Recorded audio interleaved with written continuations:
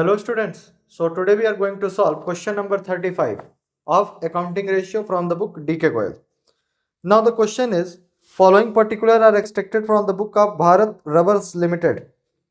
Share capital is 3,20,000 दिया है and the general reserve profit and loss balance 9% debenture current liability is already given. So you are required to find out the debt equity ratio, total asset to debt ratio, and next proprietary ratio. Clear? So in this question you also have to find the proprietary ratio. This is the new topic. Clear? So first of all, debt equity ratio. First of all, we calculate the debt equity ratio. Debt equity ratio. So as you already know, it is the ratio between the debt long term debt and the equity shareholders fund. ठीक है, shareholders fund में long term date का क्या ratio है, क्या relation है, कितना कितना प्रोपोर्शन है, उसको फाइंड आउट करने के लिए हम लोग ये निकालते हैं. So the long term date will B 9% debentures. ठीक है, 9% debenture is 1,20,000. So long term date में क्या आएगा, 9% डिवेंचर, द वैल्यू इज 1,20,000. चलो एक ही है तो लिख देते हैं 9% debentures 1,20,000. Clear? Any other long term debt is no. Current liability is given and in the previous there is the share capital. Clear है? चलो now the shareholders fund. The next is shareholders fund और equity. Equity में क्या क्या आ जाएगा, share capital. ठीक है, equity में क्या आएगा, पहला topic share holders fund. And share holders fund में क्या क्या आ जाता है, शेयर कैपिटल आता है 3,20,000. Share capital plus reserve and surplus आता है. So it is general reserve is given, general reserve plus general reserve plus and the next is profit and loss balance, reserve and surplus. ठीक है, profit and loss balance will be recorded in the surplus as I already told you. So profit and loss balance is 48,000. So profit and loss account, and it is the credit balance, it is the plus. So share capital is 3,20,000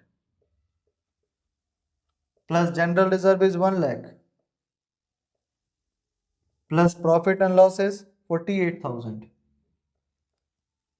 Now the sum of this 4,20,000 and 4,20,000 plus 48,000, 4,68,000. 4,68,000. Now debt equity ratio will be 4 lakh, debt, long term debt upon shareholders fund. Long term debt is 1,20,000. 1,20,000 divided by 4,68,000. 30 cancel, 120 upon 468.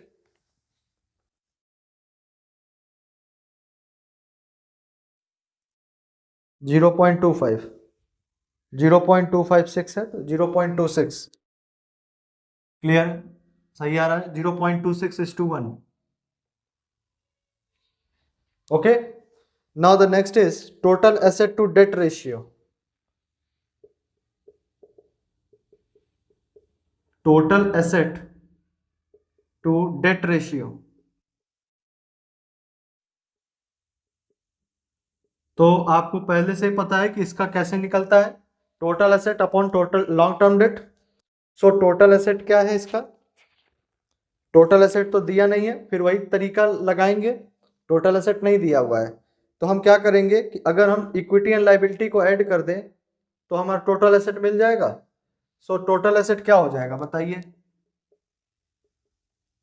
Total asset में क्या आ जाएगा? Equity and liability side में पहला आएगा shareholders fund. Shareholders fund में क्या क्या आता है? शेयर कैपिटल आता है। So for the total asset we will add share capital plus general reserve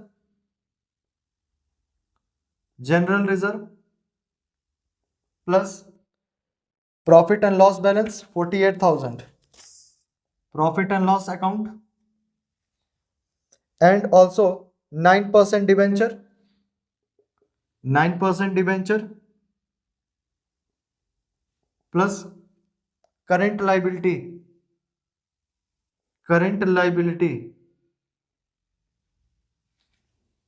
so the value will be 3,20,000 plus 1 lakh plus 48,000 plus debentures की value है 1,20,000 plus 3,04,000 current liability, 3,04,000 current liability. So the total value of asset will be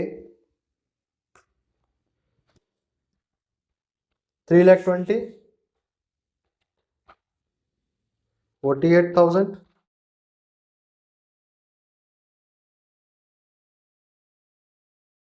it will 892,000। Clear है? 892,000।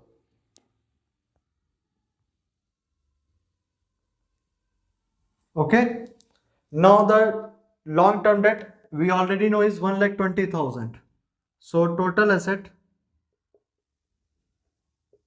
to debt ratio will be total asset 8,92,000 divide by 1,20,000, zero cancel, 892 divide 120,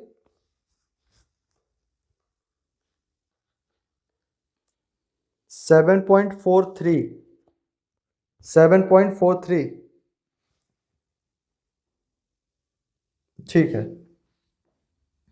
7.43 ratio 1। Okay, now the next topic is next point is proprietary ratio. अब proprietary ratio क्या होता है? आपने ये देखा, इसको ध्यान से देखते चलो समझ में आ जाएगा। चलो पहले लिख ही लेते हैं फिर बताते हैं। प्रोप्राइटरी रेशियो, प्रोप्राइटर मतलब होता है ओनर, मालिक, तो debt will shareholders fund upon long term debt, total asset into 100, ठीक है, shareholders fund upon total asset into 100। अब इसमें देखिए ध्यान से, इक्विटी एंड लायबिलिटी में हमने क्या क्या रिलेशन निकाला था? डेट, लॉन्ग टर्म डेट और इक्विटी। इक्विटी मतलब शेयर होल्डर्स फंड, अगर हम वहां पे इक्विटी लिखें तो अभी गलत मत समझना, ठीक है। तो इक्विटी में और डेट में क्या रिलेशन है? मतलब कि जो भी देखिए कंपनी जब बनती है तो वो ओनर्स के भी पैसे से बनती है, शेयर होल्डर्स के पैसे से, और साथ ही साथ बैंक से लोन लेना होता है, डिवेंचर इशू करना होता है, मतलब बोरोइंग करनी पड़ती है, बाजार से भी पैसा उठाना पड़ता है, मार्केट से। तो अब ये देख रहा है कि भाई लॉन्ग टर्म डेट और इक्विटी कितना है, मतलब आपने कितना मार्केट से पैसा लिया है, ठीक है, आपने मार्केट से कितना पैसा लिया है, आपने मार्केट से कितना पैसा लिया है और ओनर का पैसा कितना है, इन दोनों का रिलेशन, ठीक है। इसमें आते हैं तो ये देख रहा है कि टोटल एसेट में डेट का क्या प्रोपोर्शन है, ठीक है। टोटल एसेट, भाई आपने बैंक लोन लेकर के बिल्डिंग बनवा लिया, बैंक लोन लेकर के मशीन खरीद लिया, बैंक लोन लेकर के फर्नीचर सारी अपनी छोटे छोटे एसेट्स बना लिए, ठीक है। तो basically debt will be the asset of the company, total asset of the company. भाई बिल्डिंग और लैंड जो होगी, मशीन जो होगा, debt will be the asset of the company. अब ऐसा तो नहीं होगा कि ये बैंक लोन है तो आप उसको कहोगे कि नहीं ये डेट मेरा एसेट नहीं है, ऐसा तो नहीं होता है। तो हम इस रेशियो में ये देखते हैं कि टोटल एसेट में डेट का क्या प्रोपोर्शन है। आपने ये जो टोटल एसेट बना रखा है, इतना जो एसेट दिखा रहे हो, उसमें बैंक से कितना पैसा लिए हो, बाजार से कितना पैसा उठाए हो, डिबेंचर से कितना इशू किए हो, ठीक है। Now the next is proprietary ratio, अब ये क्या शो करता है, ये करता है कि टोटल एसेट में ओनर का पैसा कितना है, टोटल एसेट में बाजार का पैसा कितना है, डेट कितना है, डेट मतलब बाजार से आपने कितना लोन लिया, बाजार का पैसा कितना है, और टोटल एसेट में ओनर का पैसा कितना है।